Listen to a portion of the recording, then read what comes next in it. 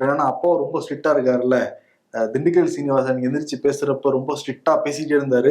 அதுல சாமி சாமி எப்படி தலைவரெல்லாம் மாத்தினாரு திண்டுக்கல் சீனிவாசன். சாமி சாமி அதான் பாட்டு. சாமி சாமி சாமி சாமி அந்த பாட்டா இல்ல. சரி ஓகே. பாண்டு போய் அவை ஜாக்கிரதையா பேச இல்லாட்டி நிப்பாட்டி வச்சிருவாங்க கொண்டு போய்.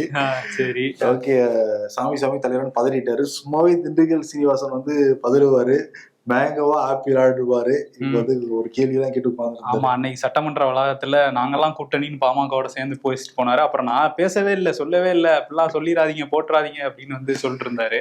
அதே மாதிரி அதிமுகவை சேர்ந்த தளவாய் சுந்தரம் எம்எல்ஏ அவர் வந்து அப்பாவு கிட்ட என்ன சொன்னாரு அப்படின்னா, அப்பா கிட்ட இல்ல, அப்பா சைட்ல உட்காந்துருப்பாரு. அது திமுக எம்எல்ஏக்கள் அப்பாம்பாங்க, நம்ம சொல்றது சபாநாயகர் அப்பாவு.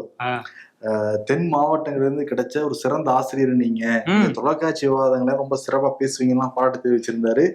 அதுக்கு சபாநாயகர் அப்பாவு நீங்க எவ்வளவு சொன்னாலும் சரி 10 நிமிஷம் தான் கொடுக்க முடியும் அப்படின்ட்டாரு அவரு. ராஜதந்திரங்கள் வீணாகி விட்டது தளவாய் சுந்தரத்துக்கு. சரி.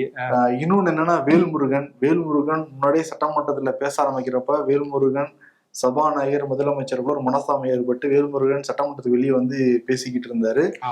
இன்னைக்கு வந்து எந்திரிக்கிறப்பவே கொஞ்சம் மானலாம் பண்ணாரு அப்பாவு, ஜாக்கிரதையா பேசணும் அப்படின்லாம் சொல்லி. வேல்முருகன் என்ன பேசினாரு அப்படின்னா, எம்புரான்னு ஒரு மலையாள திரைப்படம் வந்திருக்கு, தமிழ்நாட்டையும் ஓடிக்கிட்டு இருக்கு, முல்லை பெரியாரை பத்தி சச்சனை காட்சியில் வச்சிருக்காங்கன்னு குறிப்பிட்டு இருந்தாரு. உடனே நீர்வளத்துறை அமைச்சர் துரைமுருகன் எழுந்திருச்சாரு. ஆமா, அந்த படம் நான் பார்க்கல, ஆனா கேள்விப்பட்டேன், இது தேவையில்லாத காட்சி, எனக்கு கோபம்லாம் வருது அப்படின்லாம் வந்து சொல்லியிருந்தாரு.